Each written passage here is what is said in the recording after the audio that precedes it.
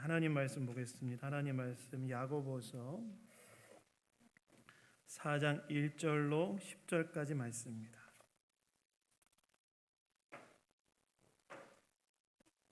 야고보서 4장 1절로 10절까지 말씀입니다.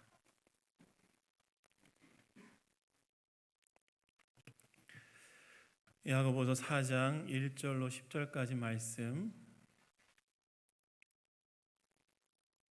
다 찾으셨으면 저와 교독하도록 하겠습니다. 너희 중에 싸움이 어디로부터 다툼이 어디로부터 나느냐? 너희 지체 중에서 싸우는 정욕으로부터 나는 것이 아니냐?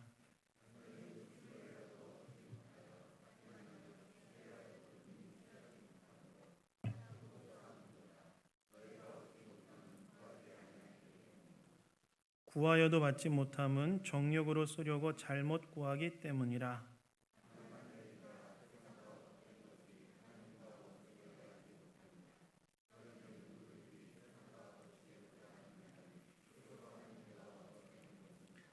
너희는 하나님이 우리 속에 거하게 하신 성령이 시기하기까지 사모한다 하신 말씀을 헛된 줄로 생각하느냐?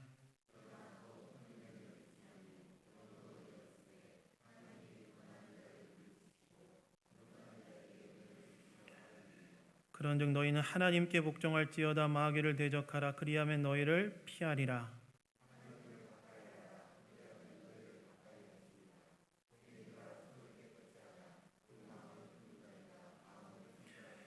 슬퍼하며 애통하며 울지어다. 너희 웃음을 애통으로 너희 즐거움을 근심으로 바꿀지어다.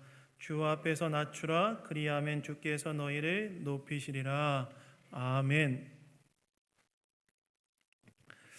싸움과 다툼의 처방전이라는 제목으로 하나님 말씀 나누기 원합니다. 여러 가지 행사로 인해서 이제 야고보서 강해를 야고보서 강해가 중단되었었는데요. 오늘부터 다시 몇 주 동안 남은 본문을 강해하도록 하겠습니다.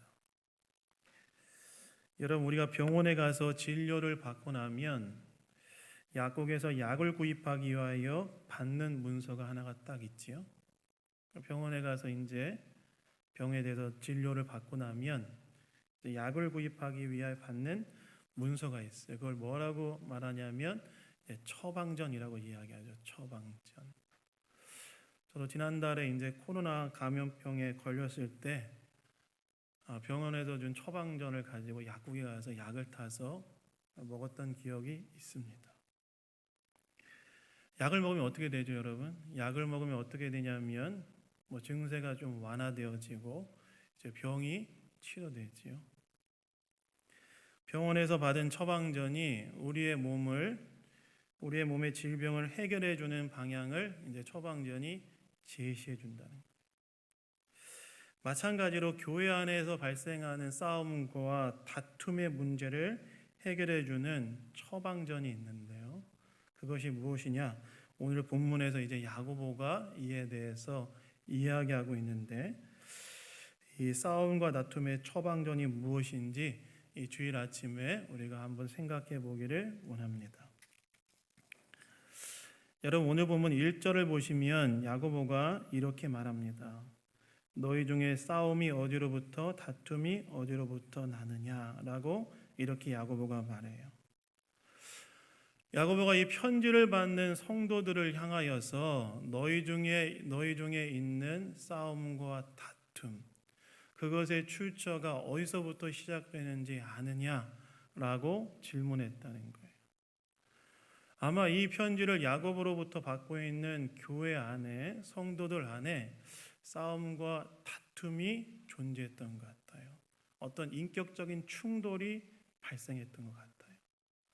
야고보가 이 문제를 다루기 시작하면서 편지를 받는 성도들에게 뭐라고 이야기하냐면, 너희 안에 있는 싸움, 너희 안에 있는 이 다툼의 출처가 어디서부터 시작하는 것인지 아냐고 물었다는 거예요. 특별히 여러분, 여기에서 이 싸움이란 단어는 헬라어 원문을 보시면 이 전쟁을 뜻할 때 사용했던 단어가 사용되어졌어요. 전쟁은 뭐죠, 여러분? 지금 러시아와 우크라이나가 지금 전쟁 중에 있지 않습니까? 그러니까 나라와 나라 간의 전쟁을 할 때 사용되었던 그 전쟁이란 단어가 이 싸움이란 단어이고, 다툼이란 단어는 무엇이냐면 이건 이제 전투라는 의미인데, 전쟁 안에서 발생하는 소규모의 소규모 단위의 싸움이 있지 않습니까? 그걸 이제 전투라고 하는데, 그것을 다툼이란 단어로 썼다는 거예요. 그러니까 야고보가 지금 교회 안에서 발생하는 대규모의 어떤 싸움, 그리고 그 안에 발생하는 작은 단위의 다툼에 대해서 지금 이야기하고 있다는 거예요.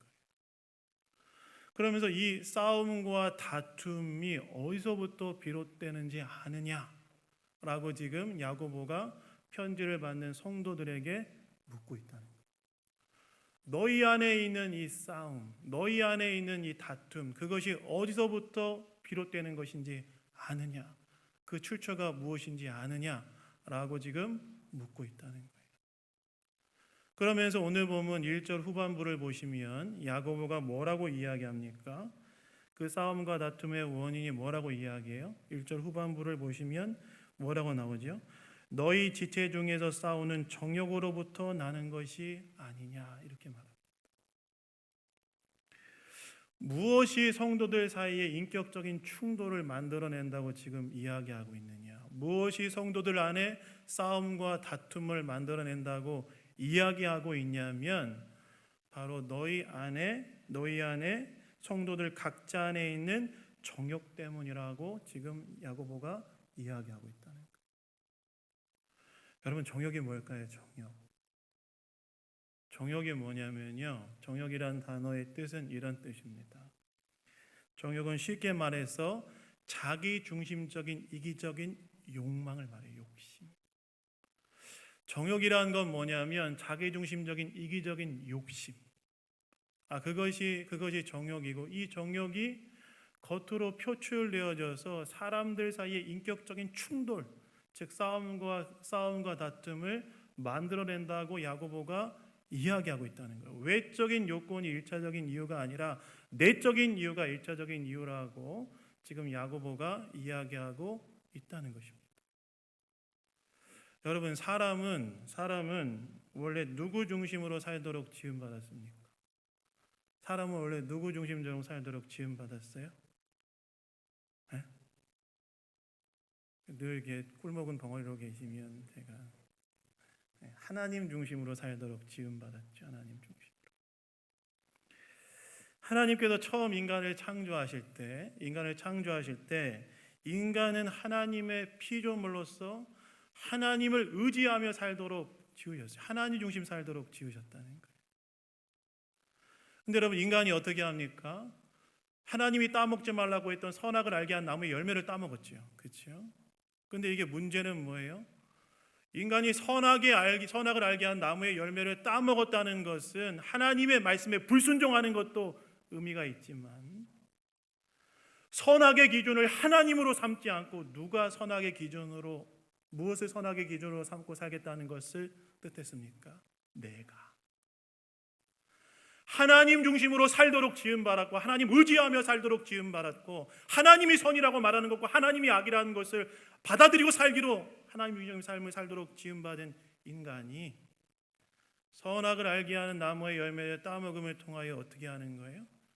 내가 선악을 결정하는, 내가 하나님 자리에 앉는, 하나님 중심적인 삶을 살기를 거부하고 누구 중심적인 삶을 살기로 결단한 거예요?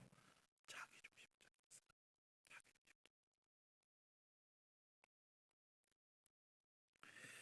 그래서 여러분, 죄는 뭐냐? 죄는 하나님 말씀에 불순종하는 것이 죄지만, 더 본질적으로 죄라는 것은 무엇이냐면 깊은, 존 스토튼 목사님이 그리스도의 십자가라는 책에서 이야기했는데요, 깊은 자기 중심성, 하나님 중심으로 살기를 거부하고 나 중심으로 살기로 결단하며 살아가는 것, 이게 죄라는 거예요. 제가 설교할 때 여러 번 이야기했죠. 죄라는 것은 일차적으로 도덕적이고 윤리적인 것이 아니라 관계적인 것이다. 하나님의 지음받은 하나님의 피조물인 인간이 하나님 중심으로 살지 않고 자기 중심으로 살기로 결단하는 것이 죄다 이야기하지 않았습니다.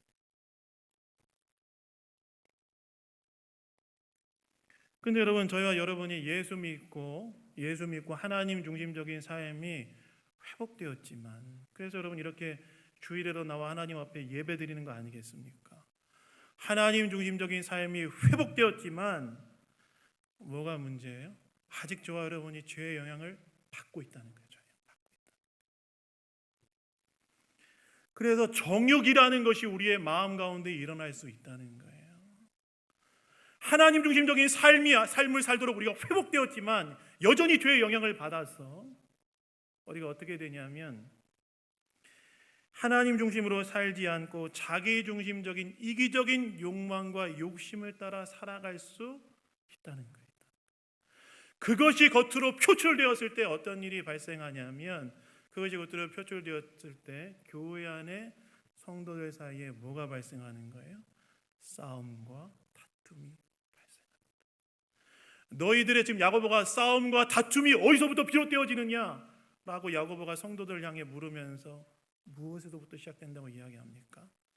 정욕에서부터.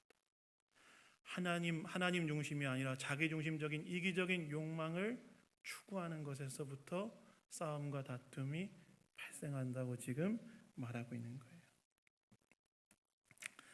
그래서 여러분, 우리 안에 다툼과 싸움이 있다면 우리가 한번 돌아봐야 됩니다. 우리 안에 싸움과 다툼이 있다면 뭘 돌아봐야 되냐면, 내가 지금 하나님 중심으로 살고 있는지 자기 중심으로 살고 있는지를 돌아봐야 돼요. 우리 안에 싸움과 다툼이 있고 긴장과 갈등이 발생한다면 물론 그런 게 있을 수 있죠. 그러나 그때 우리는 뭘 점검해 봐야 되냐? 난 지금 하나님 중심으로 살고 있는지 자기 중심적인 욕망에 이끌려 살아가고 있는지를 점검해 봐야 된다는 거예요. 자기 중심적인 욕망이 채워지지 않으니까 어떻게 해요? 자기 중심적인 욕망이 채워지지 않으니까 오늘 2절 후반부에 보시면 그 자기 중심적인 욕망을 채우는데 방해가 되는 존재를 살인하고 이렇게 나와 있는데 이제 미워한다는 뜻이죠. 미워하고. 그 다음에 그럼에도 불구하고 얻지 못하니까 어떻게 된다고 말해요? 싸우고 다툰다고 이야기하죠. 그래서 여러분, 싸움과 다툼이 있다. 그때 우리는 뭘 먼저 점검해 봐야 되느냐? 내가 누구 중심으로 살고 있는지를 돌아보고 점검해야 됩니다.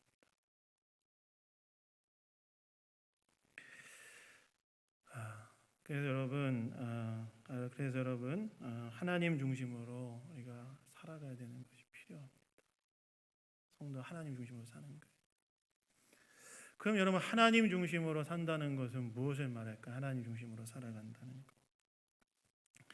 오늘 보면 2절 후반부와 3절에 나오지요. 뭐라고 이야기합니까? 야고보가 너희가 얻지 못함은 구하지 아니하기 때문이요 구하여도 받지 못함은 정욕으로 쓰려고 잘못 구하기 때문이라 이렇게 말합니다. 이 구절은 마치 이제 야고보가 성도들 책망하는 구절이기도 하지만 깊이 생각해 보면 하나님 중심적인 삶이 무엇인지에 대해서 알려주는 구절이기도 하지요. 하나님 중심적인 삶이 무엇이라는 거예요? 하나님을 온전히 신뢰하며 의지하며 사는 것을 말한다는 거예요. 왜 그렇습니까? 하나님 신뢰하고 의지하면 어떻게 됩니까? 내가 원하는 것이 있으면 하나님께서 주신다는 믿음으로 기도하게 되고, 2절에 나오잖아요. 내가 얻지 못하면 구하지 아니하기 때문이요. 기도하면 되고, 또한 하나님을 나의 이기적인 욕심을 이루기 위한 수단으로 대하지 않고 오히려 반대로 비록 내가 원하는 것을 주시지 않는다 할지라도 하나님께서 나에게 가장 좋은 것을 주신다는 믿음으로 그분의 원함에 나를 맞추는 그런 온전한 신뢰로 살아가는 것을 말하기 때문에 그렇지. 그래서 여러분, 싸움과 다툼의 원인에 대해 야고보는 뭐라고 진단하냐면 하나님 중심으로 살지 않고 자기 중심적인 욕망을 따라 살기 때문이다. 그래서 여러분 우리가 교회 안에서 계속해서 무엇을 추구해야 하냐면 자기 중심적인 욕심이 아니라 하나님 중심적인 삶을 살기 위해 계속해서 애써야 된다. 여러분, 인간 어떻게 살 때 행복할까요? 여러분, 어떻게 살 때 인간이 행복할까요? 여러분, 사람은 지음받은 조건에 맞게 살아갈 때 행복하지 않겠습니까? 여러분, 물고기는 어디에 살 때 행복할까요? 물고기가 물 속에 살 때 행복하겠죠. 나는 물 밖에 살 때 행복해하고 하면서 물 밖에 나온다면 어떻게 할까요? 죽겠죠. 예, 죽겠죠. 지음받은 조건에 맞게 살아갈 때 인간은 행복하다는 거예요. 그런데 인간은 어떻게 지음받았습니까? 인간은 어떻게 지음받았냐면 하나님께서 만드신 피조물로서 하나님 의지하며 살아가도록 만들어지지 않았습니까? 인간의 행복의 조건은 하나님을 의지하며 살아갈 때 행복하게 살도록 지음받았다는 거예요. 즉 하나님 중심적인 삶을 살아갈 때 인간이 행복하다는 것입니다. 그래서 인간은 무엇을 추구하며 계속해서 살아야 되느냐? 교회 안에서도 그렇지만 사람은 무엇을 계속해서 추구하며 살아가야 되느냐? 하나님 중심적인 삶을 추구하며 살아가야 됩니다. 근데 여러분 하나님 의지하면 반드시 따라오는 게 있어요. 하나님 의지하고 신뢰하면 반드시 따라오는 게 있는데 그게 뭘까요? 하나님께 순종하는 거예요. 하나님 의지하면 행복하지만 또 우리가 어떤 때 행복하냐면 하나님 순종할 때 행복합니다. 여러분 누군가를 진정으로 신뢰한다면 그 신뢰하는 사람의 말을 들을까요? 듣지 않을까요? 듣겠지요. 그 사람 말을 듣는 게 나에게 진정한 행복이 된다는 사실을 아니까 듣겠지요. 마찬가지로 순종하며 살아갈 때 행복하다는 거예요. 죄 많은 세상에서 순종이 때로 고난이 따라오기도 하지만 궁극적으로 행복하게 만드는 것은 하나님께 대한 순종이다.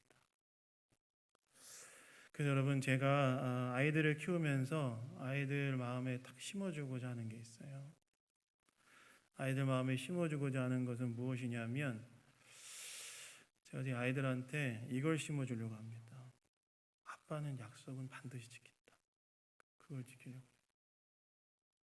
그래서 제 아이들은 저한테 딱 한 가지에 대한 신뢰가 있어요. 나머지는 모르겠는데 무슨 신뢰가 있냐면 아빠는 약속은 지킨다. 이 신뢰가 있어요.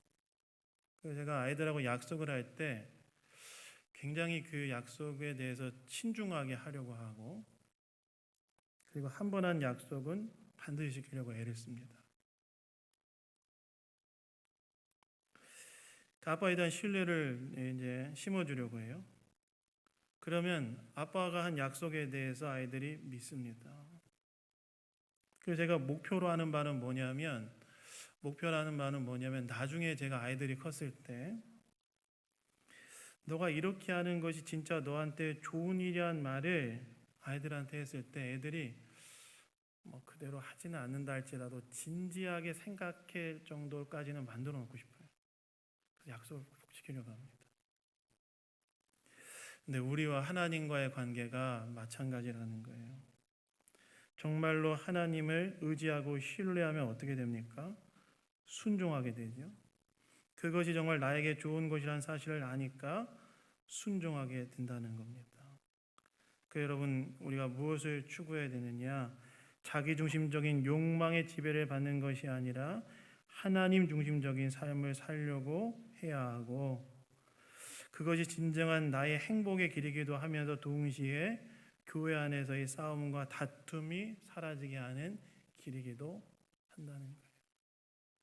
그래서 여러분 교회 안에 다툼과 싸움을 없게 하기 위해서 뭘 먼저 점검해야 된다고요? 내가 하나님 중심으로 살고 있는 것. 자기 중심적인 욕망을 따라 사는 것이 아니라 하나님 중심으로 살고 있는가를 계속해서 돌아봐야 된다. 제가 캠퍼스 사역할 때 정말 물과 기름 같은 아이들이 있었어요. 아주 만나면 그냥 맨날 싸웠습니다. 그래서 여러분 MBTI 아세요? 잘 모르시죠? 혈액형만 아시죠? 한해는 ESTJ 뭐 그런 게 있었고 한해는 INFP 한전 상극인 애들이 만나가지고 만나면 맨날 싸우는 거예요. 서로 이해 못하겠다. 제가 1대1로 만나서 얘기를 들어보면 쟤는 정말 이해가 안 된다고 저한테 이야기하고, 그 반대쪽에 만나서 얘기를 들어보면 정말 이해가 안 되는 인간이라고 이야기하고, 만나면 싸우고, 너무 힘들었어요. 근데 어느 날 약간의 변화가 생겼어요. 애들이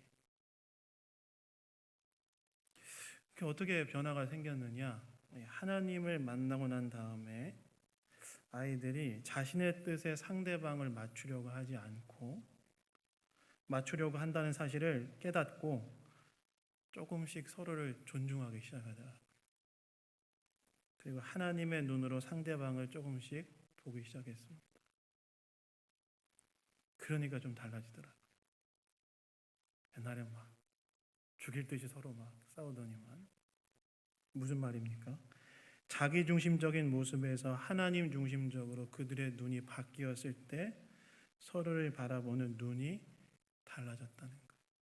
그러니까 옛날에는 다이렉트로 봤는데 하나님을 바라보는 눈으로 바라보기 시작하니까, 하나님 중심적으로 바라보기 시작하니까 상대방이 새롭게 보여지고 싸움과 다툼의 이유미 조금씩 사라져버렸다.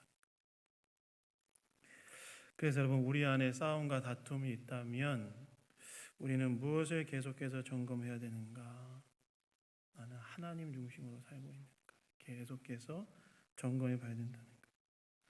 그리고 자기중심적인 욕망의 다스림을 받고 있다면 빨리 하나님과의 관계를 회복하는 그 자리로 돌아가야 된다는 겁니다. 하나님을 온전히 인정하고 그분을 의지하고 신뢰하는 삶으로 빨리 회복시켜야 한다는 거예요. 그러면 다르게 보인다는 겁니다. 굳이 내가 내 자기중심적인 이기적인 욕심을 위해 쟁취하지 않으려고 한다는 거예요. 왜요? 내가 원하는 거 하나님께 구하면 받고, 내가 원하는 것을 얻지 못한다 할지라도 가장 좋은 길로 인도하신 하나님께서 최선의 것으로 인도하시는 믿음 가운데 있기 때문에 굳이 자기 욕망을 쟁취하기 위해 싸우려고 하지 않기 때문에 그렇게. 그래서 여러분, 다툼과 싸움이 있을 때 먼저 뭘 점검해야 되느냐? 나는 하나님 중심으로 살고 있는가?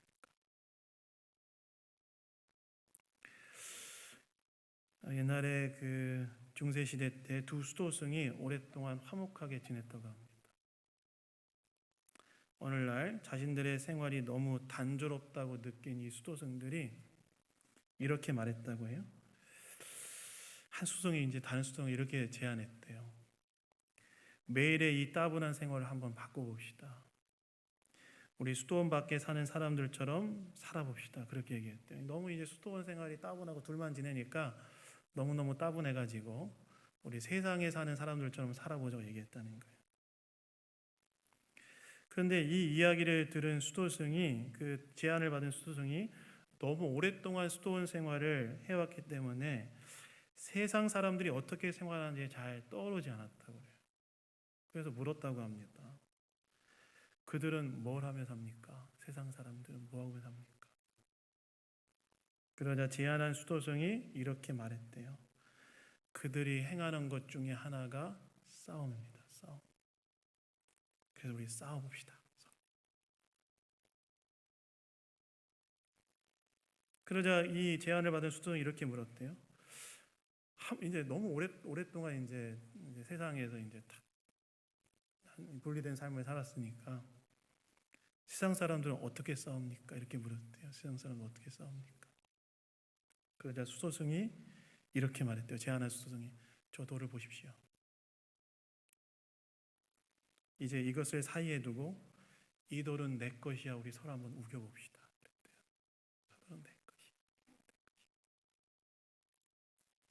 그런데 그 제안을 했던 수도승이 잠시 생각하고 나더니 이런 생각이 들었대요. 하나님께 구하면 받고 나에게 가장 필요한 것을 주시는 분이 하나님이신데 굳이 상대방에게 이걸 가지고 이 지루함을 탈피하기 위해 싸울 필요가 있는가, 그런 생각을 했대요. 그러면서 이렇게 말했다고 합니다. 싸우기도 전에, 형제님, 이 돌은 당신의 것이라고 하시고 그냥 당신이 가지십시오. 그랬대요. 무슨 말입니까? 하나님과의 관계가 잘 세워져 있었던 수도승은 서로에게 자기중심적인 이기적인 욕심을 주장할 필요가 없었던 거예요. 그래서 여러분, 싸움과 다툼 앞에서 우리는 먼저 무엇을 점검해야 되는가? 내가 정말 하나님을 온전히 의지하고 신뢰하고 그분 중심적으로 살아가고 있는가를 점검해 봐야 됩니다. 그랬을 때 서로를 경쟁자가 아니라 형제와 자매의 눈으로 바라보게 되고 싸움과 다툼이 없는 모습으로 세워져 갈 수 있다는 거예요. 그래서 여러분, 우리 안에 먼저 싸움과 다툼이 없기를 위하여 뭘 먼저 회복해야 되느냐?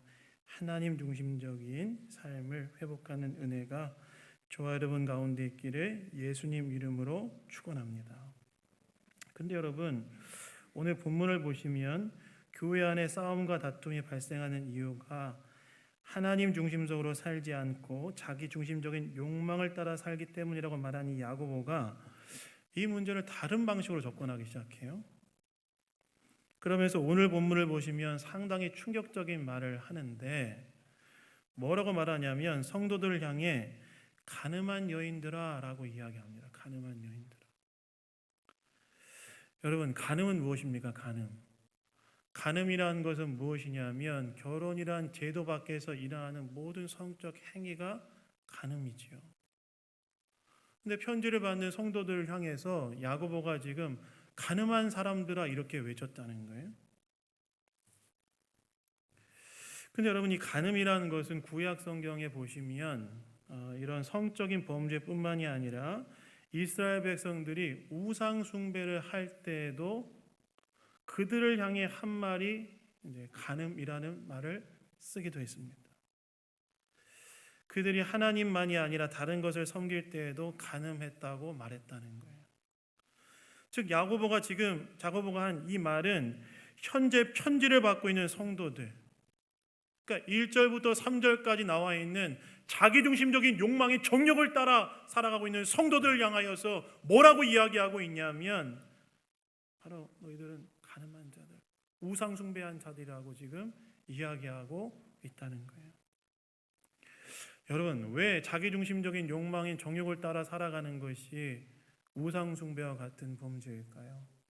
그 이유는 뭐냐면 우상 숭배의 본질이 뭐기 때문에 그래요? 우상 숭배의 본질이 자기 숭배이기 때문에 그렇습니다. 자기 숭배. 여러분, 우상 숭배는 뭐냐면 어떤 신상을 만들어 놓고 거기에 전하는 것만이 우상 숭배가 아닙니다. 우상 숭배는 뭐냐면요, 하나님의 자리에 하나님이 아닌 것을 모셔놓으면 그게 다 우상 숭배가 되는데, 근데 우상 숭배의 본질은 무엇이냐면 우상을 왜 만들까요? 사람들이 우상을 왜 섬길까요? 자기의 만족을 위하여서 우상을 섬기는 거예요. 그래서 십계명에 보시면 하나님께서 우상 숭배하지 말라고 말씀하시면서 우상을 왜 만든다고 이야기하냐면 너희를 위하여 만든 우상이라고 이야기하지 않습니까? 우상이 존재하는 이유는 무엇이냐? 우상 숭배하는 이유는 무엇이라고 이야기하냐면 너의 자기적인 욕망을 만족시키기 위하여 만든 것이 우상이라고 이야기하잖아요. 신명기에도 여러분 보시면 하나님께서 출애굽기의 그 금송아지 사건을 언급하시면서 모세가 뭐라고 이야기하냐면 너희를 위하여 만든 금송아지라고 이야기하지 않습니까? 그러니까 우상 숭배의 본질은 무엇이냐면 자기 숭배하는, 자기 이기적인 욕심과 욕망을 만족시키기 위하여 만든 것이 우상이라는 거예요. 그러니까 지금 사도 야고보가 1절과 3절에 등장하는 정욕, 자기중심적인 욕망을 위하여 살아가는 삶을 선택하는 것은 무엇과 연관되어 있는 것이라고 이야기하냐면 자기중심, 자기숭배와 연관되어 있는 것이고 이것은 마치 우상숭배와 같은 것이다. 그 얘기 좀 하고 있는 거예요. 그래서 가늠한 사람들아 이렇게 외치는, 세상과 못된 것이고 하나님께 원수된 것이라고 이야기하고 있는 것이죠. 그래서 여러분, 자기 중심적인 욕망을 따라, 정욕을 따라 살아간다는 것은 무엇이냐? 그것은 여러분 우상 숭배와 같은 것이라는 사실을 우리가 기억해야 됩니다. 하나님 중심적인 삶을 살아가지 않고 자기 중심적인 욕망을 따라 살아가는 것은 무엇이냐? 자기 중심적인 욕망을 하나님 자리에 놓고 그 하나님으로 삼아 살아가는 것이라는 거예요. 영적인 문제라는 거예요. 영적인 문제. 그래서 여러분 5절에 보면 야고보가 뭐라고 이야기합니까? 이렇게 얘기하죠. 너희는 하나님이 우리에게 속하게 하신 성령이 시기하기까지 사모하신다 하신 말씀을 헛된 줄로 생각하느냐라고 말합니다. 그렇게 자기중심적인 욕망, 정욕을 따라 살아가는 삶에 대해서 이것은 마치 우상숭배와 같은 것이기 때문에 이건 뭘 의미하냐면 하나님을 섬기는 마음이 나누어진 것이고, 하나님은 어떻게 하신다고요? 하나님 질투하신다는 거예요. 왜 그럴까요? 왜 질투하십니까? 마음을 다하고 뜻을 다하고 힘을 다하고 성품을 다하고 목숨을 다하여 사랑해야 될 대상이 하나님 한 분이신데 마음을 나눠버렸기 때문에, 하나님이 아닌 것에 마음을 나눠주기 때문에, 그러니까 자기중심적인 이기적 욕망을 따라 살아가는 것은 무엇과 같다는 거예요? 우상숭배와 같다. 영적인 문제다. 지금 그 얘기를 야고보가 하고 있는 것입니다. 여러분, 내가 결혼을 했는데 내 배우자가 내가 아닌 다른 사람에게 마음을 나눈다면 용납이 되겠습니까? 안 되겠죠. 하나님을 향한 사랑도 그와 같다는 거예요. 하나님의 사랑도 배타적인 사랑이라는 겁니다. 오직 하나님 한 분만을 온전히 사랑해야 된다라는 겁니다. 그런데 자기중심적인 이기적 욕망을 추구하는 정욕은 하나님만을 사랑하지 않게 하고 또 마음이 나뉘어진 상태가 되게 한다는 거예요. 그래서 여러분, 이 문제는 어떻게 해야 되느냐? 이 문제는 어떻게 해야 되는 거냐면, 그래서 하나님 앞에 회개해야 될 문제라. 회개해야 될 문제. 그래서 오늘 보면 6절에 보시면 야고보가 이렇게 얘기하죠. 그러나 더욱 큰 은혜를 주시나니. 이 말씀은 어떤 말이냐면 하나님께서 은혜를 주신다는 거예요. 은혜를 주신다. 어떤 은혜를 주시냐면 죄에 대해 회개하고 돌이킬 수 있는 은혜를 주신다는 거예요. 즉 자기중심적인 욕망을 따라 살아감으로 하나님만을 온전히 사랑하지 못하는 죄에 대해 회개할 수 있는 기회를 주신다는 겁니다. 그래서 여러분, 정욕을 따라 살아갈 때 우리 어떻게 해야 되냐? 그 문제는 회개해야 될 문제라는 사실을 기억하고 하나님 앞에 회개하고 하나님에 대한 온전한 사랑을 회복해야 됩니다.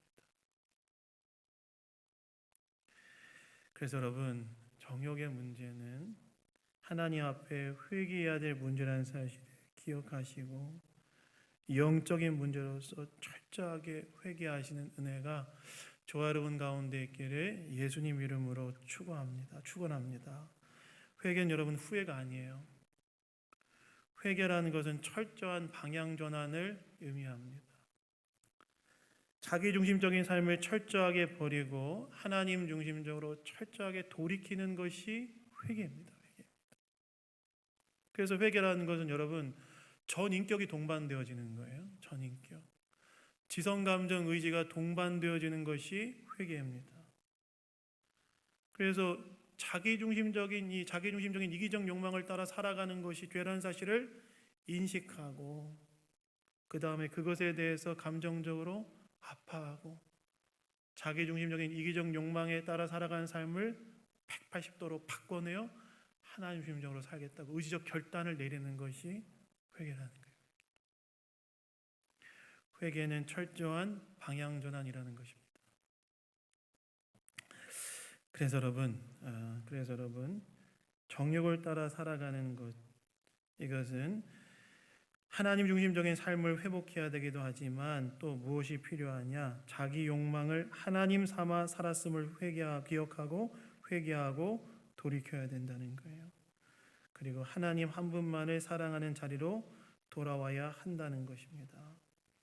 그래서 여러분, 교회 안의 싸움과 다툼의 문제 이면에는 영적인 문제가 존재한다는 사실을 기억하시고, 내가 지금 하나님만을 사랑하지 않고 자기 숭배란 자리에 마음을 열어놓거나 생각하시고 회개하시기 바랍니다. 그리고 하나님만을 온전히 사랑하는 자리에 서시기 바랍니다. 그런 저와 여러분 되기를 예수님 이름으로 축원합니다. 그리고 난 다음에 뭐가 필요하냐? 그 하나님에 대한 온전한 충성을 유지해가는 겁니다. 그래서 오늘 본문 7절부터 10절까지 이제 야고보가 결론을 내리는데, 뭐라고 결론을 내립니까? 이렇게 얘기하죠. 그런즉 너희는 하나님께 복종할지어다. 마귀를 대적하라. 그리하면 너희를 피하리라. 하나님을 가까이 하라. 그가 가까이 하시리라. 무슨 말이냐면, 자기중심적인 욕망을 따라 사는 삶과 하나님 중심적인 삶을 사는 것 사이에서 무엇에 충성하며 살 건지를 결단하라는 거예요. 이 말은 지금 자기 욕망을 따라 살아가는 것, 그건 마치 마귀에 순복하는 것과 같은 것이기 때문에, 그것과 아니면 하나님께 충성하는 삶, 하나님 중심적인 삶을 사이에서 무엇에 충성하며 살 것인지를 결단하라는 이야기를 지금 야고보가 하는 거라는 거예요. 둘 중에 하나를 선택하라. 이것은 무엇을 말하는 걸까요? 성도들을 향해서 하나님께 대한 충성만을 온전히 유지하는 삶을 살라고 지금 도전하고 있는 것이죠. 그래서 여러분, 우리가 어떻게 해야 되느냐? 하나님께 대한 충성을 온전히 유지하세요. 우리가 자기중심적인 이기적인 욕망을 따라 살아가는 것을 내려놓고 버리고 돌이키고 하나님 중심적인 삶을 회복하시고, 그 이면에 존재하는 영적인 문제를 하나님 앞에 회개하시고, 그리고 하나님께 온전한 충성을 유지하기로 결단하며 살아야 된다는 거예요. 유지해야 된다. 그때 교회 안의 싸움과 다툼이 사라지게 된다라고 야고보가 말하고 있다는 것입니다. 여러분, 오직 하나님께만 충성하십니까? 오직 하나님께만 충성하시는 저와 여러분 되기를 예수님 이름으로 축원합니다. 말씀 맺습니다. 여러분, 교회 안의 싸움과 다툼의 문제는 야고보가 정욕이 원인이라고 이야기합니다. 자기중심적인 욕망이 원인이라고 이야기해요. 그리고 이것은 하나님 중심적으로 살지 않기 때문이라고 이야기합니다. 그리고 하나님께서는 자기중심적인 욕망은 세상과 벗되어 살아가는 삶이고, 이것은 하나님을 온전히 사랑해야 될 신자가 마음이 나뉘어진 것이기 때문에 회개해야 될 문제라고 말씀하시며, 또한 하나님에 대한 충성을 계속 지켜가야 된다고 말씀하십니다. 우리가 자기중심적인 욕망이 아니라 하나님 중심적인 삶을 살아감으로 교회 안에 진정한 평안을 세워가는 양문의 모든 성도님들 되시기를 예수님 이름으로 축원합니다. 우리 잠깐 좀 기도하겠습니다.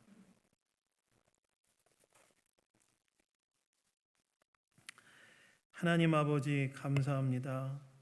오늘도 말씀을 통해서 우리에게 이야기해 주시니 감사합니다.